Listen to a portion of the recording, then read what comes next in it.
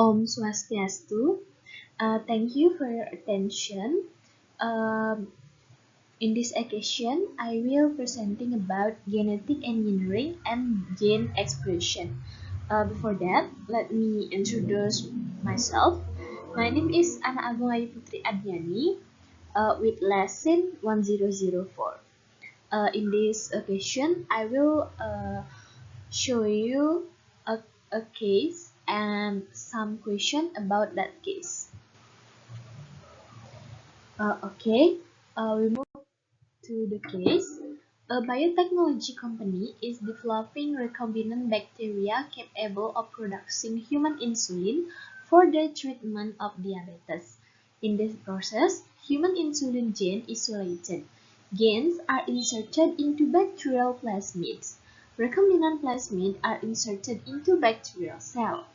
Bacteria produce large amounts of insulin protein. However, in the early stages of the experiment, it was found that the gene could not be expressed optimally in bacteria. The research team suspect there are problems with eukaryotic gene structure and regulation of gene expression. Nah, di sini terdapat sebuah kasus di mana sebuah perusahaan bioteknologi itu sedang mengembangkan bakteri rekombinan yang mampu memproduksi insulin manusia untuk pengobatan diabetes. Dalam prosesnya, gen insulin manusia ini diisolasi, kemudian dimasukkan ke dalam plasmid bakteri. Nah, plasmid rekombinan ini dimasukkan ke dalam sel bakteri yang menghasilkan protein insulin dalam jumlah besar. Namun, pada tahap awal percobaan, ditemukan bahwa gen tersebut tidak dapat diekspresikan secara optimal dalam bakteri. Nah, tim peneliti menduga ada masalah dengan struktur gen eukaryotik, serta terdapat masalah pada regulasi ekspresi gennya. Nah, the first topic is DNA and RNA. DNA, or deoxyribonucleic acid, is a double-started nucleic acid or macromolecule that stores all of the organism's genetic information, the blueprint. It functions as a stable long-term storage of genetic information, regulated hereditary traits, and control all cellular activities through its blueprint of instruction. Nah, selanjutnya yaitu RNA or ribonucleic acid is a single-stranded macromolecule that plays a role in transcribing, carrying, and translating genetic information into proteins. It functions as the executor of genetic instructions. RNA plays a role in transferring information from the cell nucleus of ribosomes, or mRNA, ribosome structural components, or rRNA, and amino acid transporter, or tRNA, during protein synthesis. Nah, jadi pada topik ini yang membahas mengenai DNA dan RNA, di mana pertanyaannya adalah menjelaskan pengertian DNA dan juga RNA serta perbedaan fungsi keduanya ini di dalam sel. Nah, yang pertama kita akan membahas mengenai DNA, di mana DNA ini merupakan asam deoksiribonukleat, yaitu makromolekul asam nukleat yang beruntai ganda dan menyimpan semua informasi genetik suatu organisme, yaitu cetak birunya. Nah, DNA ini berfungsi sebagai penyimpanan informasi genetik yang stabil dan jangka panjang. Dia mengatur sifat-sifat keturunan dan mengendalikan semua aktivitas seluler melalui cetak biru instruksinya. Nah, yang selanjutnya yaitu RNA, di mana RNA ini merupakan asam ribonukleat, yaitu makromolekul beruntai tunggal yang berperan dalam metatranskripsi, membawa serta menerjemahkan informasi genetik menjadi protein. Nah, ia berfungsi sebagai pelaksana instruksi genetik. RNA ini berperan dalam mentransfer informasi dari inti sel ke ribosom atau mRNA, komponen struktural ribosom atau rRNA, dan pengangkut asam amino atau tRNA selama proses sintesis protein. Oke. The next topic is gene, genome, and plasmid. The first one is gene. The smallest functional unit of heredity is a specific DNA segment that encodes a specific functional proteins or an RNA molecule. Okay, I'm so sorry. There's a mistake. There is. It's not bi, but it's a genome. The genome is the totality or entirety of genetic information about gains and non-gains that an organism has in its cells, including nuclear DNA and organelles. And the another one is plasmid, small double-stranded circular DNA molecules outside the main chromosome or extra-chromosomal that can replicate autonomously, commonly found in bacteria. Okay, the connection in genetic engineering, a target gene, for example the human insulin gene, is isolated from the genome of a donor organism. This target gene is inserted into a plasmid that functions as a vector or transport vehicle. The recombinant plasmid is then introduced into host cell so that the target gene can be replicated and expressed and maze. Nah, topik selanjutnya yaitu membahas mengenai gen, genom, dan juga plasmid. Di mana pada slide ini dijelaskan pengertian dari gen, genom, serta plasmid dan hubungan dari ketiganya dalam proses rekayasa genetika. Nah, yang pertama yaitu gen, di mana gen merupakan unit fungsional terkecil dari pewarisan sifat yaitu segmen DNA spesifik yang mengkode protein fungsional atau molekul RNA tertentu. Nah, sedangkan genom itu merupakan keseluruhan informasi genetik baik gen maupun non-gen yang dimiliki suatu organisme dalam sel-selnya, termasuk DNA inti dan juga organel sel. Nah, yang selanjutnya itu plasmid, yaitu molekul DNA melingkar yang beruntai ganda serta berukuran kecil yang berada di luar kromosom utama atau ekstra kromosom. Nah, plasmid ini dapat bereplikasi secara otonom dan umumnya ditemukan pada bakteri. Selanjutnya adalah hubungan antara ketiganya, di mana dalam rekayasa genetika, gen target, dalam hal ini contohnya gen insulin manusia, itu diisolasi terlebih dahulu dari genom organisme donor. Nah, gen target ini kemudian dimasukkan ke dalam plasmid yang berfungsi sebagai vektor atau kendaraan pengangkut.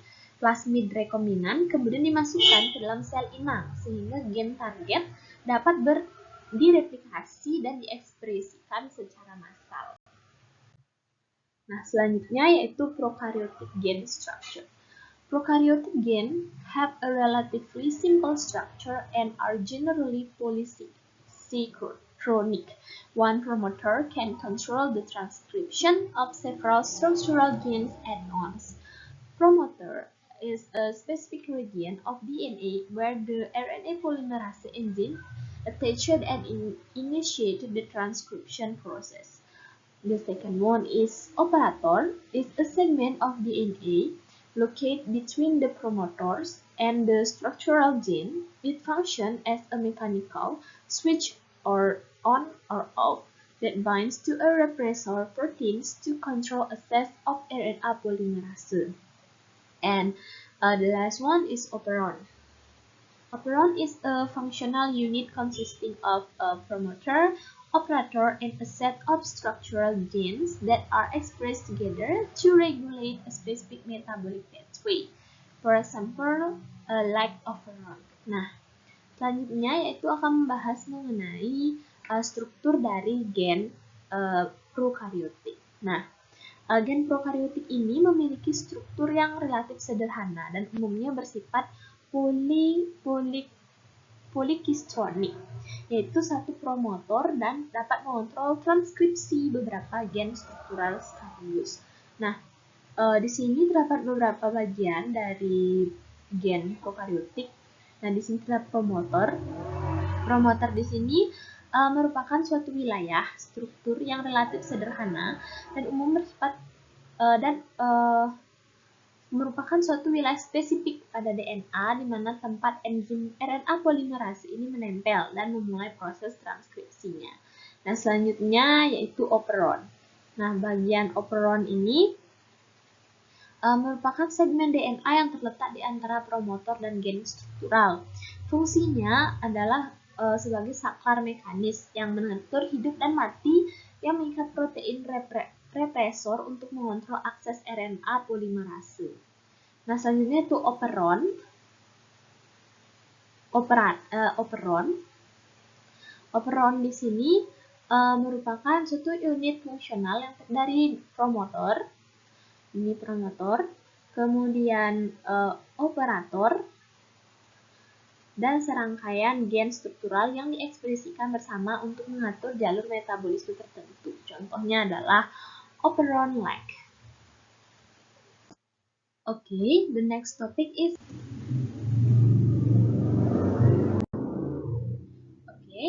the next topic is the central dogma of gene expression atau dogma sentral dari ekspresi gen. The central dogma describes the flow of genetic information in biological system from DNA to proteins. The first one is replication. The process of duplicating the parent's DNA strand into two identical delta DNA strands in the cell nucleus before the cell divides. The second one is transcription.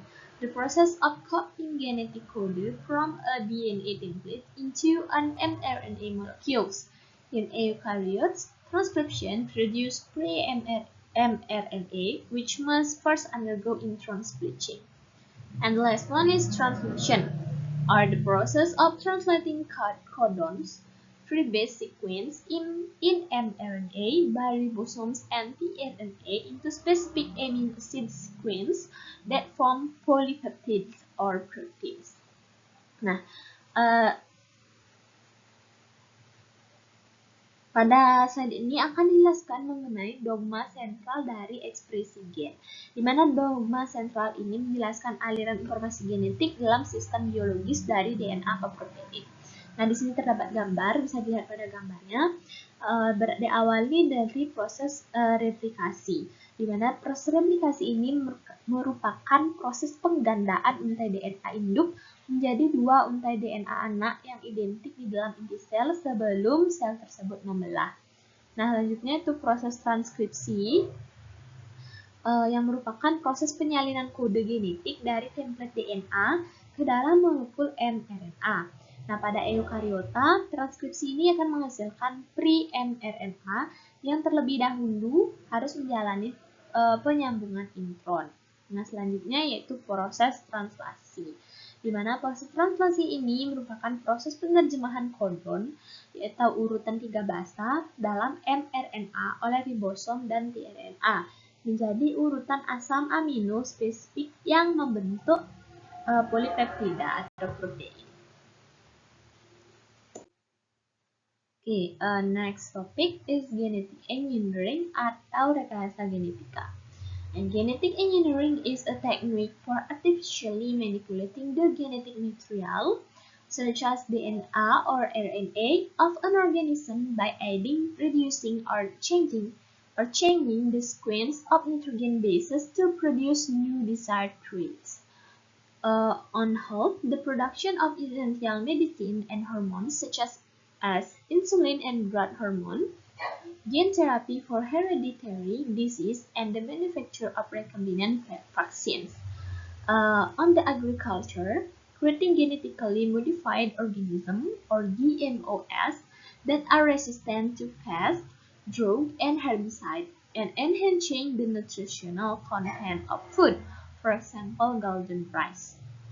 And on industry, producing industrial enzymes on a large scale such as amylase and protease for detergents, as well as bioethanol from cellulose waste using genetically engineered microbes. Nah, rekayasa genetika ini merupakan sebuah teknik untuk memanipulasi materi genetik berupa DNA atau RNA suatu organisme secara artifisial dengan menambahkan, mengurangi, ataupun mengubah urutan basa nitrogen untuk menghasilkan sifat-sifat baru yang diinginkan.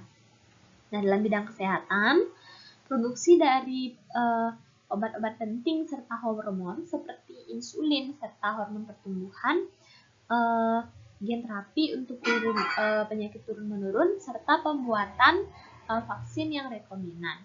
Nah, dalam bidang pertanian, rekayasa genetika ini memiliki manfaat untuk membuat organisme modifikasi atau GMO yang resisten ke hama, mengatasi kekeringan dan herbisida, serta meningkatkan nutrisi isi dari makanan. Contohnya nasi emas atau golden rice.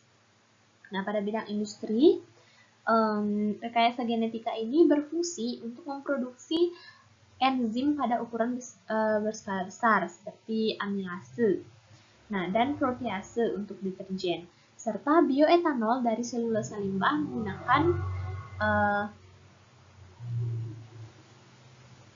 menggunakan mikroba yang direkayasa secara genetik.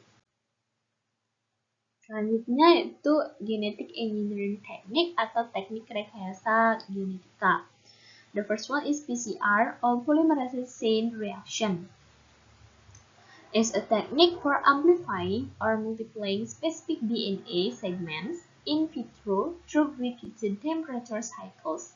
Denaturation, strand separation, and annealing primer attachment, and extension or strand elongation by thermostable DNA polymerase. The second one is Gale electrophoresis, a technique for separating DNA fragments based on their molecular size and electrical charge using a Gale matrix, usually agarose. Negatively charged DNA will migrate toward the positive pole. Smaller fragments will move faster and farther. Next is recombinant DNA, a technique of combining DNA fragments from two different organism sources, for example, human genes and bacterial plasmid, in vitro using restriction or cutting enzyme and ligase joining enzyme.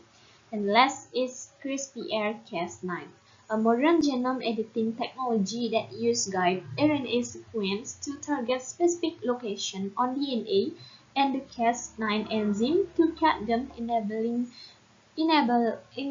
gene modification with extremely high accuracy. Nah, beberapa teknik yang dapat digunakan dalam proses rekayasa genetika. Yang pertama itu PCR atau polymerase chain reaction, itu suatu teknik untuk memperbanyak atau menggandakan segmen DNA yang spesifik secara in vitro melalui siklus suhu berulang. Denaturasi atau pemisahan untai, annealing atau penempelan primer, dan ekstensi atau panjangan untai oleh DNA polimerase termostabil. Nah, selanjutnya yaitu elektroforensis gel, yaitu suatu teknik untuk memisahkan fragmen DNA berdasarkan ukuran, molekul, dan muatan listriknya menggunakan matriks gel. Nah, biasanya yang digunakan adalah agarosa. DNA yang bermuatan negatif ini akan bermigrasi menuju kutub positif. Fragmen yang lebih kecil akan bergerak lebih cepat dan lebih jauh. Selanjutnya yaitu DNA rekombinan, merupakan suatu teknik menggabungkan fragmen DNA dari dua sumber organisme yang berbeda, misalnya gen manusia dan plasmid bakteri, secara in vitro menggunakan enzim restriksi atau enzim pemotong serta enzim ligase sebagai enzim penggabungnya. Nah, yang terakhir yaitu teknik CRISPR-Cas9 atau teknologi penyuntingan genom modern yang menggunakan sequence RNA pemandu untuk menargetkan lokasi spesifik pada DNA dan enzim Cas9 untuk memotongnya, sehingga memungkinkan modifikasi gen dengan akurasi yang sangat tinggi. Nah, selanjutnya, the case analysis atau analisis kasus. The human insulin gene cannot be expressed directly in bacteria because the human gene contains introns and exons, while bacteria lack the RNA splicing mechanism to remove introns. As a result, bacteria can produce defective or non-functional insulin proteins. Therefore, cDNA is used, which is DNA made from mature mRNA that no longer contain introns, so it can be expressed correctly by bacteria. Nah, pada kasus yang telah dijelaskan sebelumnya, gen insulin manusia ini tidak dapat diekspresikan secara langsung dalam bakteri, karena gen manusia itu mengandung intron dan juga ekson, sedangkan bakteri tidak memiliki mekanisme penyambungan RNA untuk menghilangkan intronnya.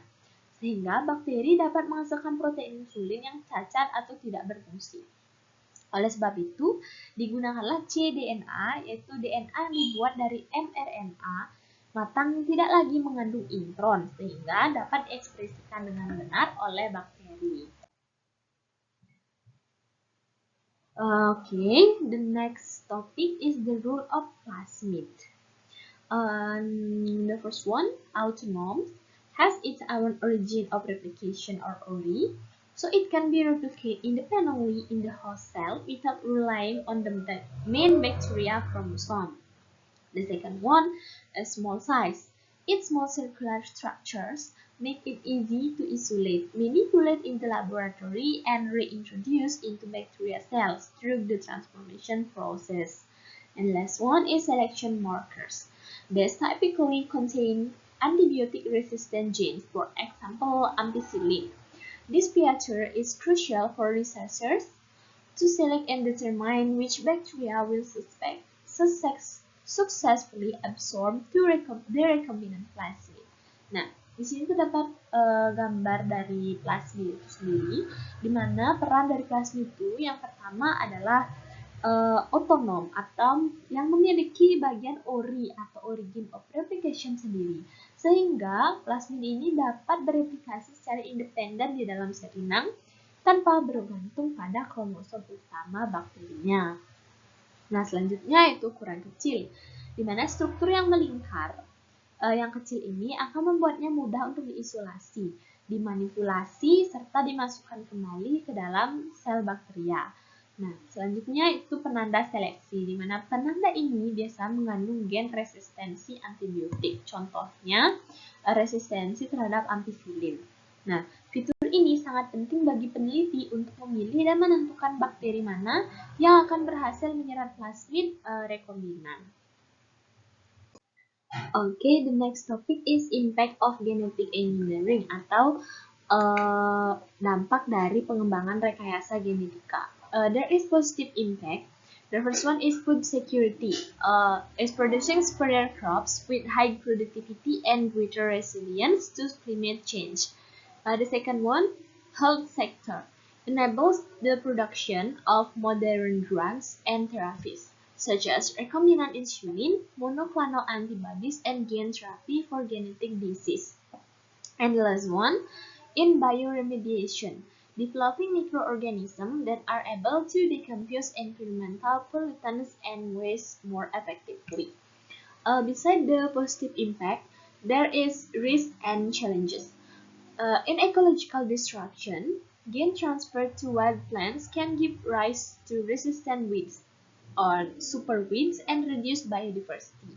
The second one, health risk. Potential to introduce new allergens or antibiotic-resistant issues if GMO products are not adequately tested. And the last one is ethical dilemmas, raising debate regarding genetic manipulation, editing of human embryos, and the dominance of large corporations over transgenic seeds. Nah, terdapat beberapa dampak dari pengembangan atau rekayasa genetika ini. Yang pertama yaitu dampak positifnya dalam bidang keamanan pangan atau ketahanan pangan. Rekayasa genetika ini akan menghasilkan tanaman yang unggul dengan produktivitas tinggi serta ketahanan lebih besar terhadap perubahan iklim. Yang kedua yaitu dalam sektor kesehatan yang memungkinkan produksi obat-obatan dan terapi modern seperti insulin, rekombinan, antibodi monoklonal, serta terapi gen untuk penyakit genetik. Nah, selanjutnya di bidang bioremediation dapat mengembangkan mikroorganisme yang mampu menguraikan polutan lingkungan dan limbah secara lebih efektif. Namun, selain dampak positif ini juga terdapat dampak negatif. yaitu gangguan ekologis, di mana transfer gen ke tanaman liar dapat menimbulkan gulma resisten yang menimbulkan gulma super dan mengurangi keanekaragaman hayati. Yang kedua yaitu risiko kesehatan, di mana hal ini berpotensi untuk memperkenalkan alergen baru atau masalah resistensi antibiotik jika produksi GMO ini tidak diuji secara memadai.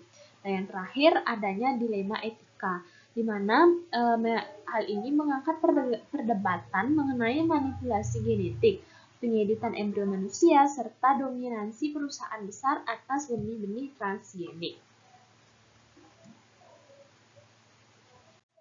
Okay, that's all from me. I'm so sorry if there's any mistake that I do while I presenting this material. Thank you for your attention to watch this video till the end. I close it with Paramasanti. Om Santi Santi Om.